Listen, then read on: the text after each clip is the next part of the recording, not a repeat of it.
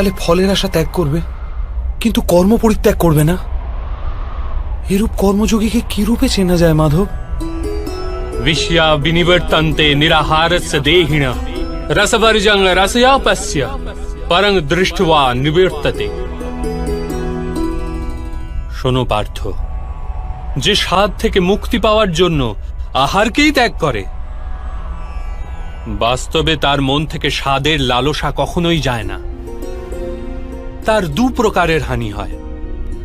প্রথমত, সে দুর্বল হয়ে পড়ে, যার কারণে পরমাত্মাকে প্রাপ্ত করার জন্য যে প্রচেষ্টা অনিবার্য তা সে করতে সক্ষম হয় না।